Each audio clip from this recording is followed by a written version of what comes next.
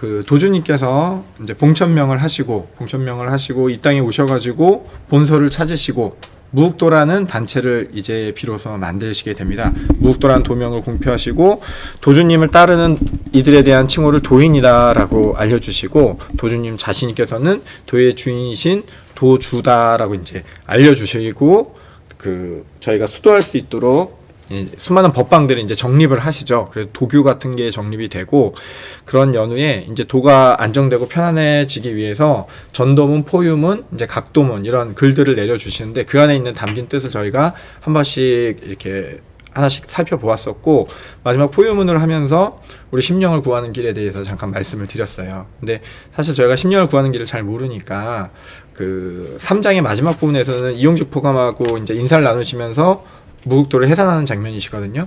하면서 이제 이 포감이 어떤 마음으로 상제님을 따랐는지에 대해서 얘기를 하면서 이렇게 우리가 심령을 구하면 어떨까라는 얘기까지가 사실 지난 방송까지의 얘기였습니다. 4장으로 접어들게 됩니다. 4장을 오늘 다 하긴 좀 힘들 것 같고요. 태극진경은 이 표를 좀 보여드릴게요. 연도표를 제가 제 얼굴을 내릴게요.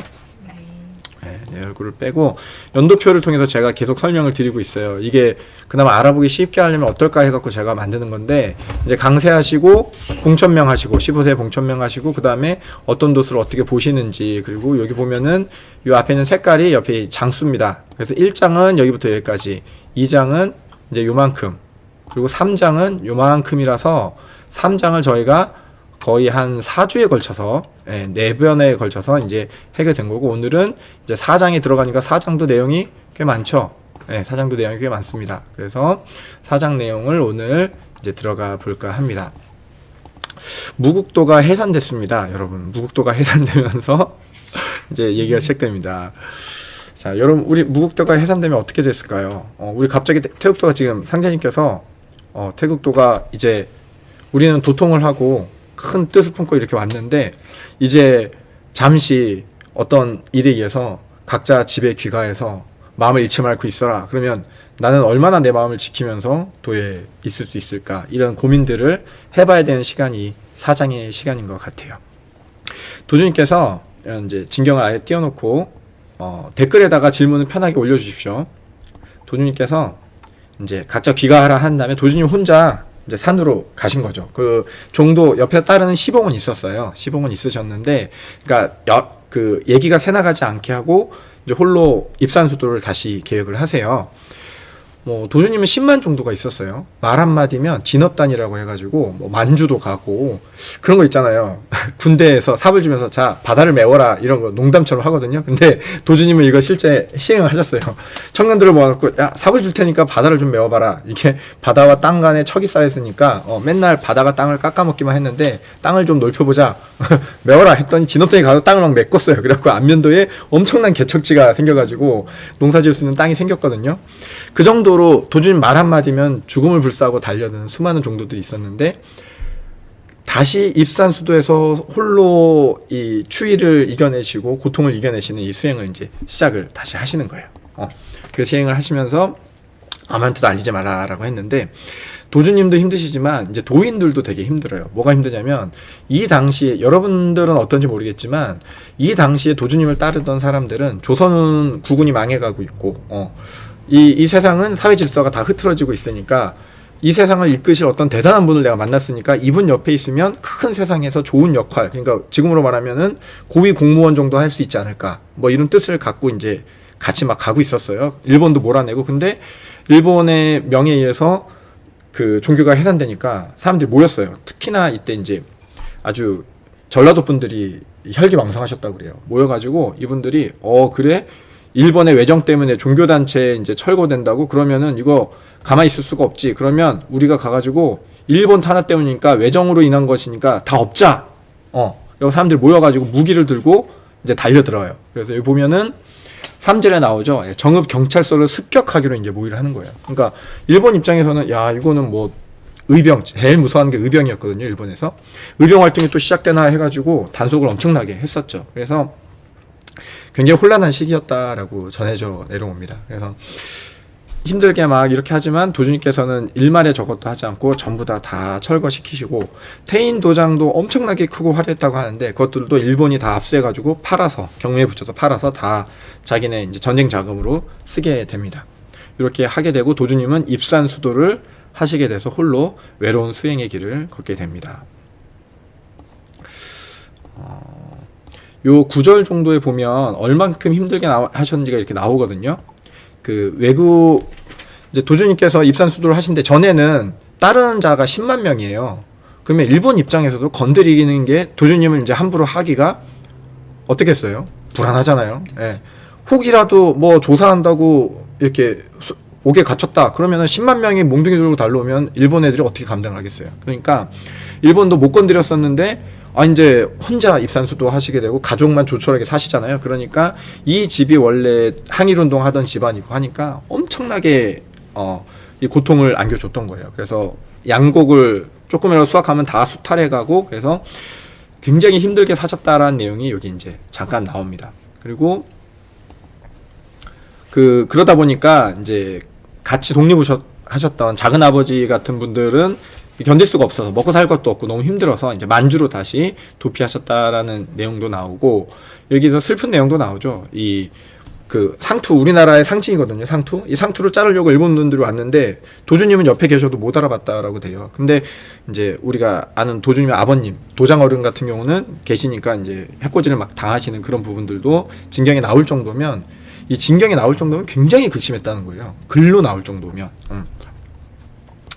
요렇게 하니까 요 11절의 내용이 참 슬픈 내용이거든요. 우리가 그냥 넘어갈 수도 있는데 11절 내용을 한번 보여드릴게요. 누가 읽어볼까? 김미자님께서 한번 읽어보실래요? 11절 내용. 너무 많네. 상제님께서는 이러한 괴로움 속에서도 회룡지에서 주공부 등의 공부에만 전념하시더니 가을 어느 날 잠시 과거를 회상하시며 비록 도수에 따른 잠룡기라 할지라도 벌써 4개 성상이 지나도록 대업을 성취하지 못하신 상념에 잠기시니라. 이때 구천상제님께서 계시하시기를 모든 것이 청기니 지각으로 도난을 극복하고 오직 대도 성취의 회룡원을 기다리라 하시니라. 예.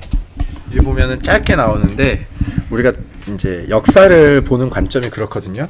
그 도올 선생님이 그 얘기를 하더라고요. 도올 선생님이 그 역사에 대해서 딱 얘기를 하는데 내가 오늘 화장실 가서 소변을 봤다. 이건 역사에 기록나지 않는데요. 근데 대통령 연설하는 대광장에서 대통령 연설하는 단을 향해서 도올이 갑자기 바지를 내리고 소변을 봤다. 이런 건 역사에 기록이 된다라는 거예요. 똑같은 소변이라도 이런 게 역사에 기록이 된다라는 거거든요. 큰 이슈들이 기록이 되는데 진경에 기록될 정도면 여기서 어느 날 잠시 과거를 회상하시며라고 이렇게 나오거든요. 근데 이 부분을 이제 기록한 다른 글귀에 보면 어떻게 나오냐면 이제 얼마나 힘드시겠어요. 그냥 풀죽 같은 건 맨날 드시고 가족들은 먹고 살기 힘들고 뭐 일본은 맨날 수탈해 가고 근데 도주님은 지금 몇 년째 그 독수고행을 하고 있는 거예요. 고행 수도를 막 하고 계시는데 어느 날 이제 우리 숭도 부인이시죠. 숭도 부인께서 이렇게 보시니까 도주님 안색이 좀 이상하신 거예요. 다른 날이랑 분위기가 좀 달라. 도주님께서 평소랑 느낌이 좀 다른데? 근데 아니나 다를까 식사를 하신 둥 마은 둥 하고는 갑자기 밖으로 나가시는 거예요. 그러니까 이 숭도 부인께서 걱정이 되셔갖고 뒤를 따랐대요. 뒤를 열심히 따르는데 어디 가시지라고 했는데 생각보다 너무 멀리 가시는 거예요. 그래서 거의 반나절을 이렇게 걸어가셨대요. 반나 정도를 걸어가신 다음에 그러다가 도주님께서 잠시 멈추셨대요. 그리고는 휙 돌아보셨는데 이제 거기 숭도 부인이 계셨던 거죠.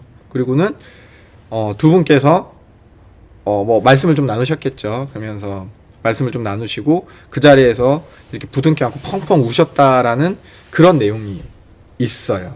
그러니까 우리는 도주님 하면 모든 것을 다 깨달아 하시고 뭐 모든 사물의 이치를 다 하시고 도를 그냥 오직 그 마음 한 자리로 잃지 않고 쫙 가셨을 거라고 이렇게 상상을 하지만 이 도의 주인이신 도주님께서도 그 힘든 것 앞에서 고민도 많으셨고, 내가 가는 길이 맞는지에 대한 어떤 그런 것도 많으셨던 것 같고, 그리고 정말 힘들게 상제님 앞에서 정성을 쥐어짜면서 한 발 한 발 걸어 가셨던 것 같아요.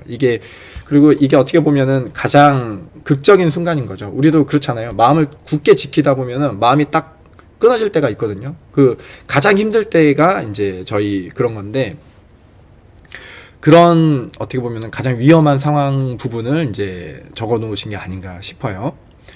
우리 산에 오른다라고 하잖아요. 이제 우리가 정상에 가서 산에 오르려고, 산에 오르면 정상에 가는 것이 목표다라고 해서 쭉 가면 되는데, 처음 가는 길이면 힘드니까 산이 어딘지를 몰라요. 그래서 막 올랐는데, 얼만큼 더 가야 되지? 온 거에 한 3배 가야 되나? 그러면 막막해서 못 가겠는 거죠. 그리고 왔는데 여기서 좀만 더 가면 돼 라고 하면은, 그래 지금까지 온 게 아까워서라도 힘드니까 조금 더 가면 돼, 이렇게 하는데, 먼저 가본 사람이 있는 길은 그래서 쉬워요. 그러니까 이 사람이 가진 체력을 보고, 이 사람이 할 수 있는지 내용을 보고, 이제 여기서 조금만 독려해가지고 조금만 더 가면 돼 해서 갈 수 있는지, 아니면 조금 더 가면 돼라고 해갖고는 도저히 갈 길이 안 되는지, 이제 먼저 가본 사람이 있으면 쉬운데, 그걸 모르는 사람 입장에서는 내가 얼만큼 왔는지를 모르니까 얼만큼 더 가야 되는지 너무 막막하니까 두렵고 포기하고 싶고 힘들고 그렇거든요. 이 도주님도 참 힘들고 두려웠던 순간이셨던 것 같아요. 그래서 그 고민을 이제 함께 하셨던 것 같고, 그리고 마음을 다시 다잡고 이 길을 받아들이신 것 같아요. 도주님께서 걸어가야 할 길을 모르겠어요. 저는 제가 도주님을 감히 이렇게 상상한다는 게 좀 저하긴 하는데, 그냥 한번 감정이입을 해보면, 이제 청년 시절에 큰 뜻을 품어서 15세에 봉천명도 하시고, 대중화 도수를 보신 다음에 큰 신명의 기운을 얻어갖고, 여기 와서 이제 삼천도 완비하시고, 거대한 도장도 짓고, 다른 사람이 10만 명에다가 계안 공부도 시키니까 사람들이 계안도 하고, 그러니까 어찌 보면은 이제 도주님께서 이렇게 끌기만 하면 세상이 다 바뀔지도 모르겠다라는 그런 거대한 것을 경험하신 다음에, 이 모든 것이 허령이니까 내려놓는다라면서 다 내려놓으셨거든요. 그리고는 다시 바닥부터 다시 시작을 하시는 것이 이 장면이잖아요. 그리고는 앞이 보이지 않는 길을 계속 걷는 거죠. 1년을 가고 2년을 가고 3년을 갔는데도 앞이 보이지 않는 이 막막한 길을 4년째 갔을 때 그 막막함이 어땠을까. 그리고 이 고통과 이 힘듦을 얼마나 다 본인의 것으로 받아들이실 수 있었을까, 뭐 이런 생각을 하다가, 그냥 나는 내 삶, 그러니까 도주님처럼 거대한 건 아니지만 내 삶을 나는 얼마나 받아들일 수 있을까, 그런 생각을 좀 해보게 되더라고요. 수도한다고 와서 포기했다고 생각하는 것도 좀 많았던 것 같아요. 좋은 직장 다녔으면 월급이 얼마였을 거고, 내가 친구들 만나서 뭐 했으면 뭐 했을 거고, 처음 내가 도를 만났을 때는 5, 6년 있다가 운수 올 줄 알았지, 이렇게 20년 이상 내가 닦을 거라고 상상도 안 했고, 그러면 차라리 5, 6년 해서 포기하고 그 다음에 내가 그냥 사회에 진출해서 열심히 했으면 내가 얻을 게 얼마고, 이런 것들을 막 생각을 해보면 왠지 도를 믿어서 내가 손해를 본 것 같고, 뭔가를 많이 양보한 것 같고, 희생한 것 같고, 그러면 앞으로 또 언제 도가 올지 모르는데 나는 이 길을 또 어떻게 가야 될 것 같고, 지금은 이제 처자식이 딸려 있고, 생활비는 많이 들고, 그 앞에서 감히 도주님하고 비교할 수는 없겠지만, 그냥 나는 얼마나 이 모든 것들을 내 것으로 받아들이고, 내 책임이라고, 내가 나한테 준 운명이라고 생각할 수 있을까, 그냥 그런 생각들을 조금 해봤어요. 그때 나는 참 작은 것 앞에서도 저거 하는데 큰 대도를 세우시는 도주님 마음은 얼마나 무거우셨을까, 얼마나 무거우셨길래 그렇게 승도 부인과 함께 눈물까지 흘리셨을까, 그런 생각이 좀 들더라고요. 12절, 12절 뭐가 궁금하십니까? 이용직 포감에 대해 다시 한번 듣고 싶어서요. 이분은 삶에 그냥 도주님밖에 안 계신다라고 보시면 돼요. 이게 나중에도 꼭 이렇게 되거든요. 우리가 뒤에 있는 내용들을 봐도 계속 나오는데, 또 그 내용이 있어요. 이제 우리는 선배들로부터 전해져 내려오는 내용이 많잖아요. 이용재 포감이 그렇게 많이 꾸중을 모셔줬대요. 아침마다 이분은 그냥 일이 뭐냐면, 아침에 가면 도주님한테 문안 인사 드리는 게 일이에요. 그러면 도주님한테 문안 인사를 드리면 그때부터 시작해서 이제 뭐 계속 꾸중을 모시는 거예요. 밑에 도인들이 다 생각해보세요. 이분이 첫 점이에요. 이분으로 해서 포덕이 됐어. 그러면 만약에 10,000명이 됐으면 10,000명에 대한 잘못을 다 이분한테 묻는 거예요. 도주님께서는. 네가 앞에서 똑바로 했어야 밑에 도인이 잘하지. 그랬을 거 아니에요. 그러면 가가지고 꾸중을 보시면 울면서 나오신대요. 그리고는 다시 다음날 아침이 되면 도주님 본다고 해맑게 웃으시면서 또 아침에 가신대요. 그래가지고 또 문안 인사드리고 또 꾸중 모시고 울면서 나오고. 그러니까 아무리 혼나고 아무리 아파도 도주님이 참 좋았었던 그런 모습들을 그 종종 계속 우리 진경 내용 속에서 이제 보게 되더라고요.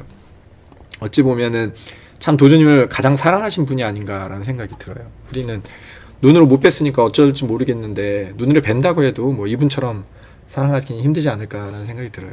하여튼 상제님께서 꾸중하시면 피하고 싶지 누가 그 앞에 가고 싶겠습니까? 자꾸 꾸중하시면 딴 데 가서 이렇게 있고 싶고 나 안 혼내는 사람하고 놀고 싶지.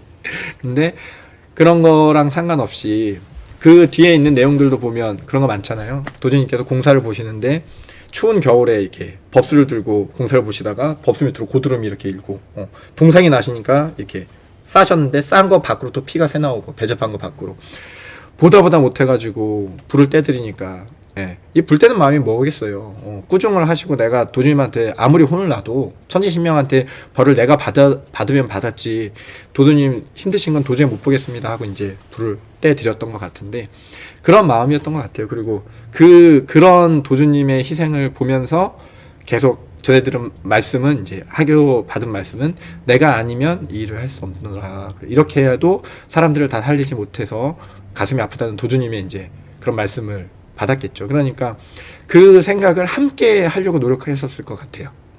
도주님께서 백성들을 사랑하니까 그 백성들을 사랑하는 마음을 조금이라도 닮으려고 참 많이 노력하셨을 것 같아요.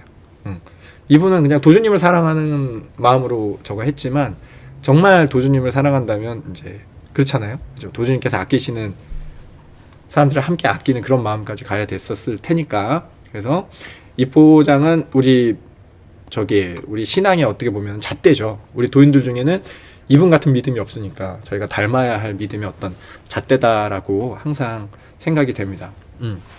이 김교원 내수 광주 영상 최고입니다라고 했는데 광주 영상에 참 잘 담겨 있다라고 저는 생각이 들어요.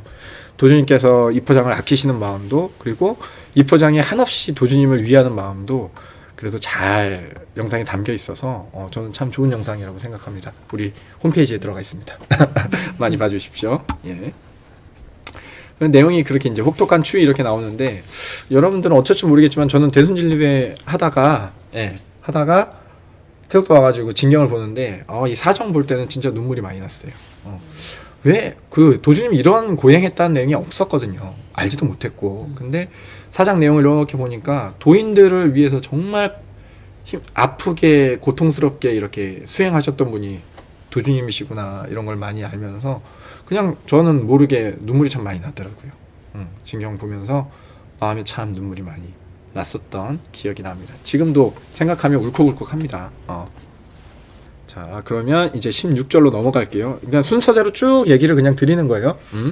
16절에 이제 도주님은 아까 보면은 고민을 하시다가 마음을 세우시고 그 다음에 이용직 포감을 찾으시는 거예요. 도주님은 이제 마음을 세우셨고 이 길을 가실 것을 완전히 받아들이셨죠. 그러면 16절에는 이제 뭐가 나오냐면 인떡도스라는 말이 나옵니다. 나의 도가 구천상제님의 인떡도스를 맞춰드린 다음 잠룡한 지 벌써 6년째에 접어들었으므로 이제는 나의 인떡도스인 의관정제 진시 삼천 집안의 회룡조스가 다가오고 있으니 지방으로 내려가 포덕에 다시 힘쓰라 라고 되어 있거든요. 자, 여기서 질문. 이 대답하시면 대단하신 분이다. 구천상제님의 인떡도수를 맞춰드렸다 하는데 구천상제님의 인떡도수는 뭘까요? 나폐지를 태우면서 상제님을 네. 구천응원 내성부와 천존의 지위에 오르시게 한 네. 것이 아닌가 합니다. 네. 땡인가? 정답이죠. 정답. 물론 제가 이런 걸 정답을 라고 말할 수 있는지 모르겠지만 제가 제 지식선에서는 그렇습니다. 구천상제님은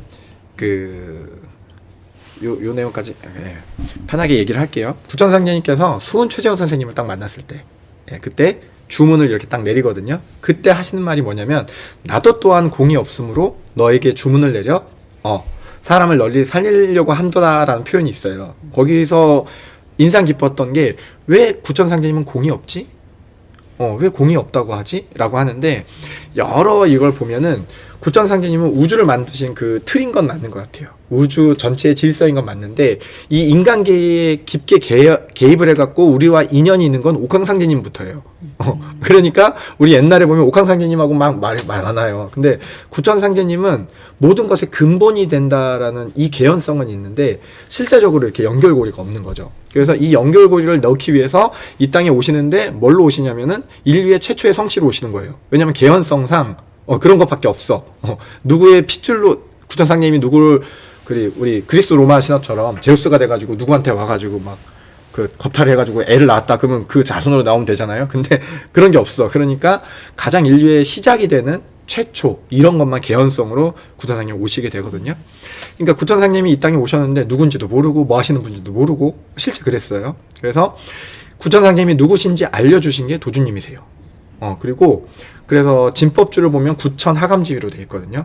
구천하감지위라는 건 뭐냐면 하늘이여 내려오소서, 하늘이여 살펴주소서 이런 뜻이에요. 근데 그 구천이 아까 이제 박하선포령 말씀대로 구천응원 내송부와 천존 강성상제 하감지위로 간다라는 거는 인격이와 신격이를 얻는다는 거예요. 그리고 이 인격이와 신격이를 얻는 과정 중에 뭐냐면 나폐지를 10만 장을 종도들이 띄워가지고 기도를 하면서 태워요. 나폐지를 태워요. 그러니까 그냥 쉽게 제가 생각할 때는 상제님 저희를 다스려 주시옵소서. 상제님 뜻대로 우리가 맨날 빌잖아요. 대운대사 소원 성취하옵소서. 상제님의 뜻대로 이 세상이 다스려지기를 빕니다.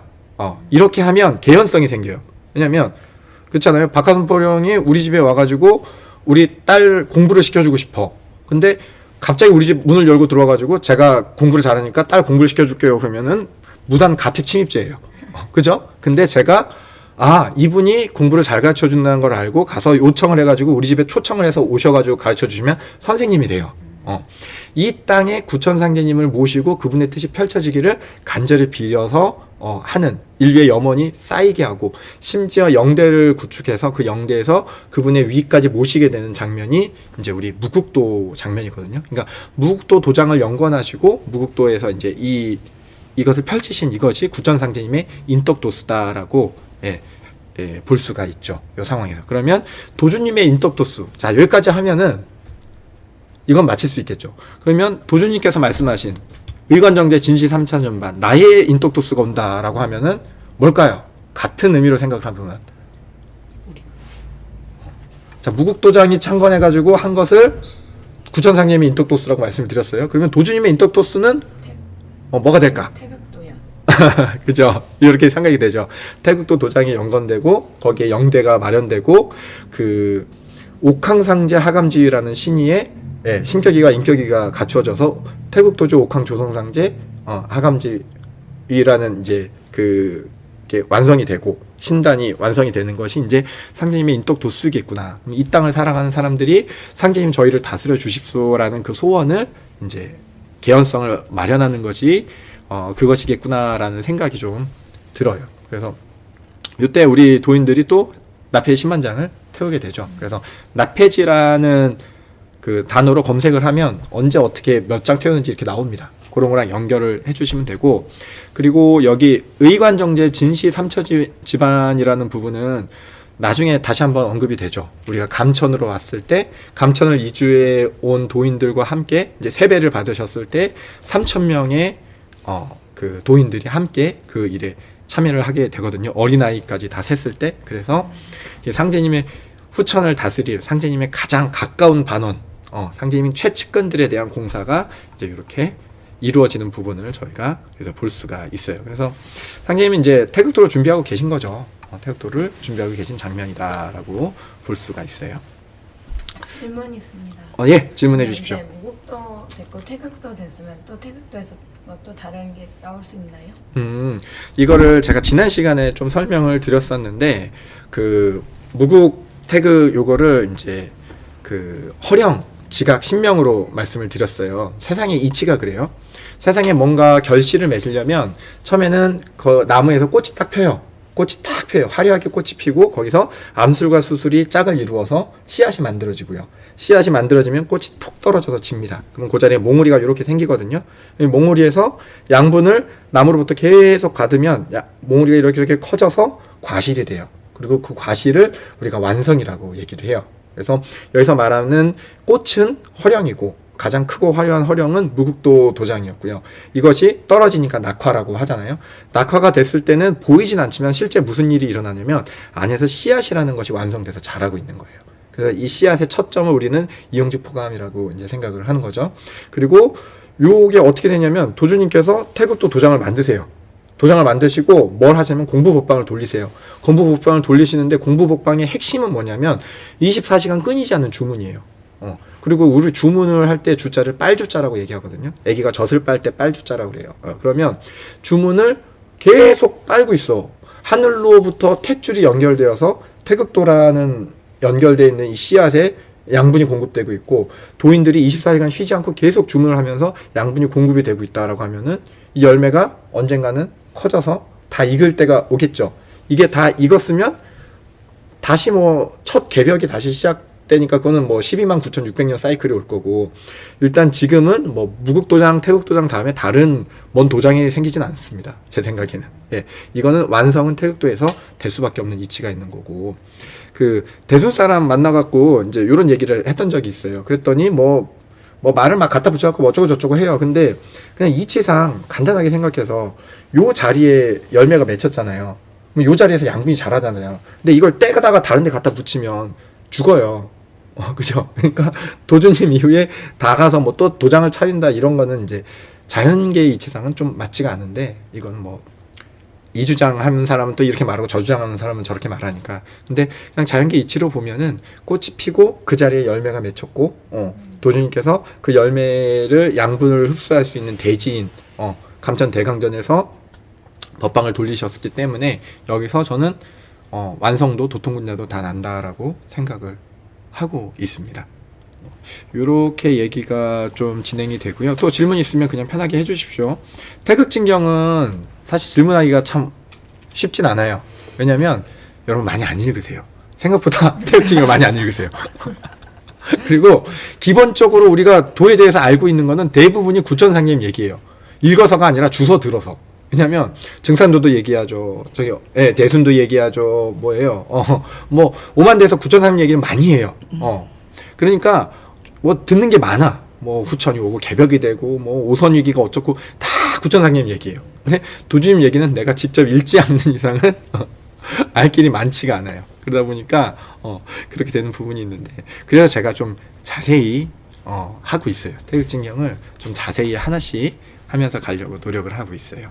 또 질문해도 돼요? 네, 질문하십시오. 19절에 네, 법자하여 진법주를 연송한다고 했잖아요. 네. 근데 왜 많고 많은 주문 중에 진법주를 하나요? 저는 이 부분도 이제 항상 진경을 볼 때는 저는 역사서라고 생각을 하거든요. 그러면 역사는 있는데 이 역사를 기록하려면 누군가 그걸 보고 기록을 해야 돼요. 그 둘 중에 하나만 누락이 돼도 역사로 기록이 되지 않아요. 그러니까 도주님이 하신 수많은 공사가 있는데 그 중에 이걸 기록할 만한 사람이 본 장면이 뭐냐가 참 중요해요. 도주님께서 우리가 쓰는 24개의 주문을 전부 다 돌리는 공사를 보셨을 수도 있어요. 근데 이걸 이제 종도가 보고서는 적었을 거 아니에요? 그러면 그 분이 나가서 또 포덕도 하고 성금도 받아갔을 거 아니에요. 거의 이용직포감의 기억이 많이 있을 텐데 그때 이 포감이 그날 성금 모시고 와서 본 장면이 이거면 요것만 기록이 될 수밖에 없어요. 그러니까 이런 거를 감안하면서 이제 보게 되는데 저는 이 장면에서 뭐가 느껴졌냐면 10업 공부를 미리 이렇게 도수로 돌려보시는 것이 아닌가 이런 생각을 그냥 했어요. 이 19절에 보면은 이제 단을 3개를 이렇게 두시거든요. 단을 3개를 두시고 거기에 자, 동쪽 단에는 숭도 부인, 서쪽 단에는 숭정 부인, 중앙에는 이제 준내 세월은 이제 장자하시거든요. 그래서 밤마다 자정에 올라가 축시에 올라가서 자정이니까 자시에서 축시 넘어갈 때죠. 법수를 모시고 3시간씩 법좌에서 진법주를 연송해요. 3사람이 진법주를 연송한다. 굉장히 흡사한 부분이 있죠. 우리 10억 공부가 3사람이 들어가서 진법주만 1시간씩 돌린단 말이에요. 그러니까 도주님께서 이런저런 공사를 이때 보고 계시는 거고 법방의 체계와 공부의 체계화 과정에서 수많은 공사들이 있어요. 거기에 뭐 그 법수를 이렇게 줄이는 공사들도 있고 주문을 합치는 공사들도 있고 막 그런데 그 중에 하나의 공사가 아닌가라는 생각이 들어요. 근데 이게 이렇게 나온 거는 이때부터 우리 10억 공부를 준비를 하신 게 아닌가라는 생각은 저는 들어요. 근데 도주님 우리 진경에 써있지 않은 내용 중에 뭐가 있냐면 도주님께서 화천하시면서 말씀하시기를 써있는 부분이네요. 나중에 가서 그것도 얘기를 할게요. 대강전 우리 공부할 때 그 시약 시법 하면 무슨 주문 돌리는지 아십니까? 대답하실 수 있는 분. 시약 시법 할 때 1시간씩 주문 돌리는 거. 도통주 오케이. 기도주, 칠성주, 태을주, 운장주. 예. 그리고 시법은 진법주죠. 예. 그러면 뭐가 빠져 있어요? 뭐가 빠져 있죠? 해마주. 해마주도 빠져 있고 24절주, 28수주, 예. 신장주. 네, 신장주 빠져 있죠. 예. 이런 주문들이 빠져 있잖아요. 그러면 여기서 이런 생각을 해봐요. 다른 건 1시간씩 하는데 왜 이건 1시간씩 안 하지? 이런 생각을 해볼 수가 있잖아요. 근데 이런 것들을 시키신 기록이 있어요. 도중 화친하시기 직전에 보면 우리 진경에 나와 있어요. 어디 위치에서 뭐 24절주를 뭐 1시간 하고 어디 위치에서 하고 그러니까 박항영 도전이 나중에 태국도를 이어받아서 도주님 하명하신 데다가 건물을 지어요. 그게 우리 아는 법학관, 청학관 이런 걸 지은 거거든요.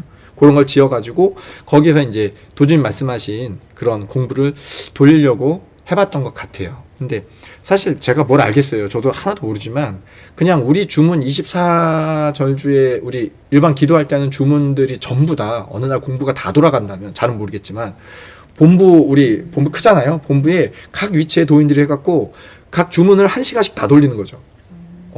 여기는 24절주, 28수주, 해마주, 운장주 뭐 각 위치에서 주문이 다 도는 거죠. 그러면 천지가 진동하고 하늘이 쫙 열리면서 후천이 쫙 열리지 않을까. 죄송합니다. 제가 아직도 허가 많아가지고 이런 상상들을 저는 조금 해봤습니다. 예, 조금 해봤습니다. 여하튼 그러니까 제가 이런저런 얘기를 많이 드리는 거는 진경을 이게 무조건 정답이다라고 보기보다는 그런 부분들을 좀 감안하면서 보셨으면 좋겠고 저처럼 상상도 하면서 같이 보셨으면 좋겠어요. 그래서 그래야 누군가 얘기할 때 막힘이 없더라고요. 나만 맞다라는 생각도 반드시 하시면 안 되고 대신 절대적인 진리로 받아들이고 물러설 수 없는 진리는 딱 하나 있다고 계속 말씀드리죠. 통감.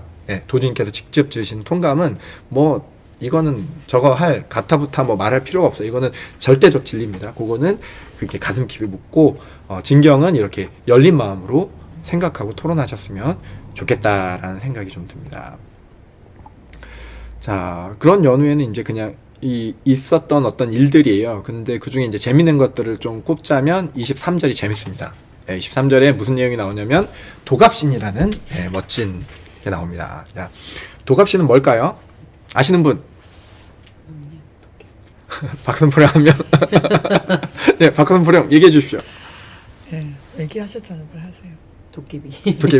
도갑신은 공유입니다. 도갑신은 공유다 생각하시면 돼요. 도갑신은 공유다. 여기 보면은 이렇게 다 보이시죠? 제가 그래요. 박하선포령께서 한번 읽어주십시오. 23절을.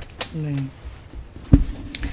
가을 어느 날 상제님께서 도갑신 도수를 본다 하시며 황쾌섭 등 도인 몇 사람을 도덕곡으로 보내셔서 고사를 지내게 하시며 말씀하시기를 도갑신은 천지신명계에 배속되지 못한 한을 품었으므로 독갑신이 되었느니라. 사람들이 지금까지는 독갑신의 호응을 받지 못하여 성공하지 못하고 오히려 피해를 입었으나 이제 내가 이 도수로서 독갑신을 회원시켜 안정하게 하리니 앞으로는 그 피해가 없으리라 하시니라. 이때 일반 사회에서와 달리 개고기를 고사에 쓰게 하시고 그 고기를 도인들과 나누어 진화하시니라. 이게 우리 도깨비 신명에 대한 공사입니다. 이 내용을 보면 뭐냐면 우리 신명계는 잘 모르잖아요. 그런데 막 신화 이런 게 보면은 막 동물들도 신명계에 있고 막 그러잖아요. 근데 이 도깨비는 우리가 알다시피 인간은 아니에요. 그리고 영적 존재예요. 근데 이분들이 신명계에는 소속을 못했어요. 왜 못했을까? 뭔가 격이 떨어졌겠죠. 어찌됐든 신명이 되진 못했는데 봤더니 여기는 신명계가 있고 인간이 닦아가지고 잘 닦으면 신명이 돼. 그러니까 이분들이 배가 아프네. 근데 이분들 성격이 그렇게 좋은 그룹은 아니었던 거예요. 보시면 독갑신이 됐다고 돼 있잖아요. 실제 독갑신으로 하면 검색이 잘 안 되고 독갑신 하면 이제 도깨비라는 설명이 많이 나와요. 그러니까 신명계에 내가 못 들어가니까 남들도 못 가라고 해가지고 이제 도가에서 수도해갖고 신명계 갈 사람들을 방해를 좀 하셨던 거예요. 그러니까 상제님 보시니까 이게 그냥 냅뒀다가는 이 도깨비들이 장난을 쳐가지고 도인들이 도통을 하는데 문제가 되겠네. 그럼 어떻게 하면 되지? 그래, 도갑신을 신명계로 올리자. 그래갖고 신명계에 딱 올린 게 현상계에 반영된 게 공유예요. 그러니까 이게 그 전까지 도깨비에 대한 인상은 뭐였냐면 밤에 가면 내기 걸어가지고 넘어뜨리고 병 주고 어쩌다가 자기 기분 좋으면 혹 따라주고 혹 떼주고 막 이렇게 자기 기분 내킨 대로 도와주는 존재였는데 공유는 어떻습니까? 항상 도와주는 존재예요. 항상 도와주는 존재예요. 왜냐하면 샌드위치를 준비하거든요. 네. 서브웨이 협찬 때문이긴 하지만 샌드위치를 항상 준비해서 당하는데, 그러니까 저는 그걸 보면서 이 진경 구절이 떠오르더라고요. 뭐냐면 신명계에 갓 올라갔으니까 신명계 가장 말단이 누구겠어요? 도갑신들이에요. 그러면 가장 말단들이 가장 현장에서 많이 뛰거든요. 그러니까 현장에서 많이 뛰니까 일어나는 현재 일어나고 있는 일들이 드라마로 반영이 된 게 아닌가. 그러면 지금도 가장 가까이에서 누군가 실수하고 아파하고 힘들어할 때 신은 들어줘야 되는데 상제님은 큰 신이긴 하지만 어차피 신명계에서 가까이 와서 그 잔업은 저 밑에서 처리해야 되잖아요. 그렇잖아요. 예. 사장이 대리 일을 할 수는 없잖아요. 그러니까 우리들이 일상에서 부딪히는 수많은 문제들이나 고민들을 들어주고 해결하고 곁에서 돌봐주는 신명계의 가장 말단 사원들이 지금은 도갑신이 아닐까.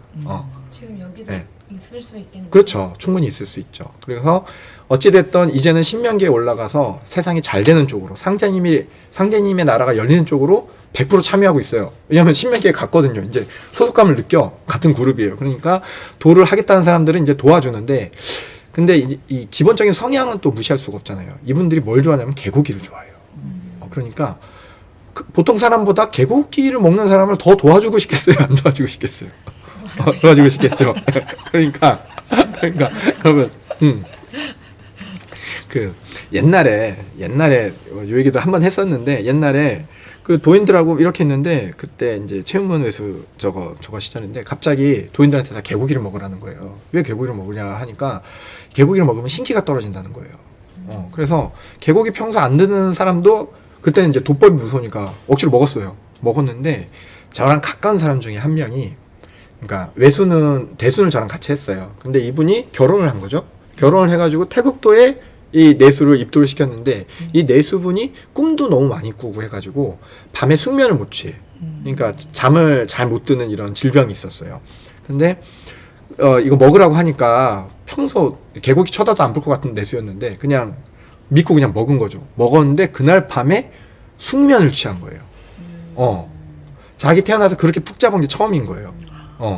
그러니까 딱 그분은 또 그분이지만 그걸 보는 우리들도 어떻겠어요? 개고기를 먹어야겠구나. 신이 떨어지는구나. 이런 생각이 드는 거죠. 실제 그런 게 있는지 없는지는 모르겠지만 도깨비 신명께서 도와주러 왔는데 개고기를 무시하고, 내가 참 좋아하는 고기인데 개고기는 무시하고 개고기 먹는 사람을 짐승처럼 여기는 사람들보다는 개고기를 즐겨 먹는 사람을 도와줄 때 마음이 더 가지 않을까요? 신인사 일반인데. 그렇죠. 같은 거 좋아하면 네. 좋죠. 네. 상제님은 뭘 좋아하세요? 상제님은 가리시는 게 없습니다. 네, 상제님은 천하의 선하라는 모든 선을 다 가졌고 악이라면 모든 악을 다 가졌다고 말씀하셨습니다. 그래서 상제님이 하지만 가장 좋아하시는 건 도인들의 정성입니다. 네. 그렇게 보시면 돼요. 그래서 또 이제 개를 되게 귀하게 여기고 아끼시고 어떻게 개를 먹어 이런 분들도 계세요. 도인들도 그럴 수 있어요. 잘못됐다는 게 아닌데 일단은 현실적으로 도깨비 신명계 말단이고 우리를 가까이서 도와주는데 개고기를 좋아하신다. 요거 정도는 상식으로 알고 가시면 좋지 않을까. 그리고 음식은 음식이고 소나 소고기, 돼지고기, 개고기 뭐 다 마찬가지잖아요. 음식은 음식이다 이렇게 생각하시면 좋겠고, 자 여기서 참 저는 그 생각이 들어요. 누군가 싫어하는 것들이 있다면, 나를 말리는 게 있다면 성공하기가 어렵다. 그러니까 이것을 제거하신다라고 해요. 그죠? 여러분 우리 도가 지금 성공하고 있는데 내 주변에서 도를 열심히 닦아서 누군가 크게 깨달아가지고 먼저 통하는 누군가 생긴다라고 하면 난 얼마나 그분을 위해서 위해주고 칭찬하고 좋아해줄 수 있을까요? 조금 더 현실적으로 오면은 우리 옆에 채에서 막 포덕이 엄청나게 되고 있고 우리 채는 하나도 되지 않는다. 그런데 입도식에 전수할 사람 없어 내가 가서 맨날 몸을 힘들게 전수를 하고 있다. 근데 한 번, 두 번, 세 번은 괜찮은데 한 6개월째 저쪽만 입도식이 있다. 근데 나는 얼마나 그걸 진심으로 기뻐할 수 있을까? 내가 잘 되고 남도 잘 되는 거는 참 좋은데 나는 잘 안 되는 것 같은데 남만 잘 되는 것 같은 건 참 저거 하거든요. 근데 도통이라는 거 아니면 어떤 도에서 큰 깨달음을 얻는다라는 이런 굉장히 우리 삶의 궁극적인 목표 같은 것을 앞에서 다른 사람의 성공을 내가 얼마나 빌어줄 수 있을까? 허심탄회하게 나보다 먼저 깨닫고 나보다 먼저 진리에 닿고 나보다 훌륭해진다면 저분이 나는 그걸 진심으로 좋아할 수 있을까? 그러니까 이 도갑신이 잘못이 아니에요. 도갑신이란 분의 마음이 우리랑 똑같다고 전 봐요. 나는 신명기에 올라가지 못했는데 이들이 닦아서 신명기에 간다면 그렇게까지 좋아할 수 있는 사람이 나도 못하는데 남 보고 하라는 것도 참 우습잖아요.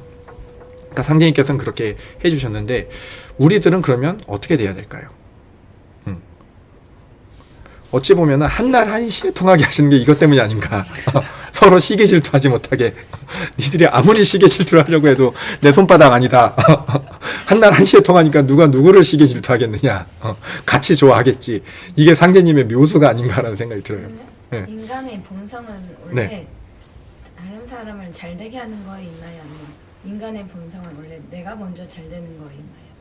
나도 잘 되고 남은 잘 됐으면 좋겠는데 일단 조금이라도 내가 먼저 잘 되는 쪽이 있습니다. 본성이요? 예. 생존 본능상 내 유전자 이제 수많은 어떤 유전학적 학자들이 연구를 했는데 내 유전자 내 개체가 더 다양하게 많이 존속되는 쪽으로 무조건 선택하게끔 되어 있어요. 그걸 이제 본능이라고 하게 되어 있죠. 허가 벗겨져도요? 그거는 벗겨져 본 사람들이 학자가 되지 못했기 때문에 허를 벗겨줘 본 사람이 인류 학자가 됐다면 모르겠는데 근데 제가 느끼기에는 진짜로 벗겨진다면 그냥 남의 마음 남과 내가 구분되지 않는 존재일 것 같아요. 남과 내가 구분됐기 때문에 남이 잘 되는 것보다 내가 잘 되는 게 먼저인데 이게 구분이 없다면 그가 잘 되는 게 내가 잘 되는 거고 내가 잘 되는 게 그가 잘 되는 거거든요. 근데 이거는 진짜 마음의 경계가 허물어지고 지금의 물리학 법칙을 넘어서는 단계이기 때문에 함부로 말하기는 좀 어려운 것 같아요. 여하튼 우리가 닦아서 갈 자리인 것 같고 지금 많이 생각해 봐요. 저는 누군가 진짜 열심히 해서 닦아서 잘 됐을 때 나는 뒷담화 하면서 끌어내리지라도 않았으면 좋겠다. 저 사람 저거 잘하지만 저건 못해. 이런 말 안 하고 저 사람 진짜 애썼고 자기가 그만큼 노력해서 저만큼 간 거야 라고 인정해 주고 나도 저 사람처럼 되려면 저 사람 간 길 반만이라도 노력해야지 그런 마음이라도 좀 먹을 수 있으면 좋겠다라는 그런 생각을 합니다. 저는 참 못되게 내가 먼저 잘 됐으면 하는 그런 마음들이 지금도 아주 많은 걸 보여요. 제 마음속에는 나보다 먼저 누가 크게 깨달으면 진짜 짜증날 것 같아요. 죄송합니다. 이렇게 징계 공부 시간에 얼굴 들이밀고 이런 말 하는 게 너무 죄송한데 진짜 생각하면 천불이 나요. 왜 천불이 나냐면 그분 열심히 할 때 나도 기회가 있었는데 태욱도 2007년도에 입도해가지고 97년도에 대순진리회 알았고 2007년도에 입도해가지고 지금까지 왔는데 저분 저렇게 열심히 할 때 나 뭐 했어. 나 자신이 너무 싫고 비참해서 첫째로 그럴 것 같고 그 화와 짜증이 상대방한테도 갈 것 같은 거죠. 그래서 안 된다. 무조건 한날 한시다. 무조건 한날 한시에 같이 통해야지 안 된다. 나이 못해 처먹은 성품상 안 된다. 그런 생각을 좀 해보게 됐습니다. 여하튼 빌고 있습니다. 누군가 정말로 진심으로 잘 되는 사람들을 축하해 줄 수 있는 사람이 될 수 있기를 빌고 있습니다. 예. 박하진 내수가 우리 태국도 퍼즐판의 퍼즐 조각들이라고 생각합니다. 하나라도 빠지면 완성이 되지 않겠죠. 예, 그래요. 우리 모두 하나라고 생각을 꼭 하고 서로가 나뉘어지지 않다라는 그 마음으로 진짜로 닦아서 갔으면 좋겠어요. 근데 지금 닦아보니까 좀 아시겠지만 못된 마음이 있어요. 이때 못된 마음을 바꿔야지 안 바뀌는 건지 알아요. 근데 이 못된 마음을 어떻게 했는지 모르겠지만 계속 기도를 모시니까 못된 마음이 좀 수그러들어. 내가 생각해도 나 좀 덜 못됐는데 예전에는 상당히 못됐었는데 지금은 그래도 좀 준수하게 못됐네 이런 생각이 들 때가 있어요. 이 정도면 좀 사람다운데 이런 생각이 들거든요. 그거는 닦아서 그래요. 예. 나라는 아주 아름다운 심령이 있는데 거기에 때가 묻어 있으니까 이 묻어 있는 때만큼 생각을 못 하는 거예요. 악한 생각이 들고 나 먼저 하려는 생각이 들고 남을 헐뜯는 생각이 드는데 그거 하면 잘못된다는 걸 아니까 누르고 있는 것이 기본적인 거고 진짜로 닦으면 이 생각이 안 듭니다.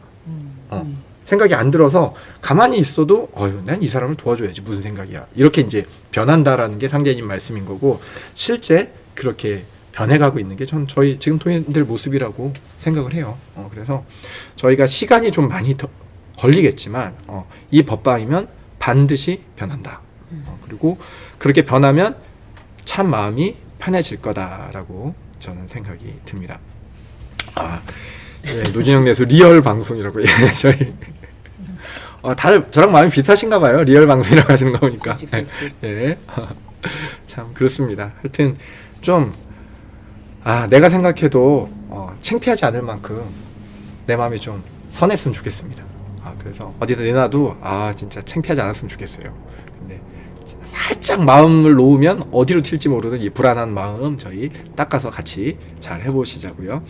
시간이 벌써 다 됐습니다. 1시간이 다 되었고요. 순서대로 그냥 이렇게 가는 게 좋을 것 같아요. 그냥 한꺼번에 진도를 빨리 빼기보다는 한 구절 한 구절 자세히 읽어서 저는 재밌었던 것 같습니다. 여러분 오늘 지금 마무리해도 괜찮겠죠? 네. 함께해 주셔서 감사합니다. 수고하셨습니다. 수고하셨습니다.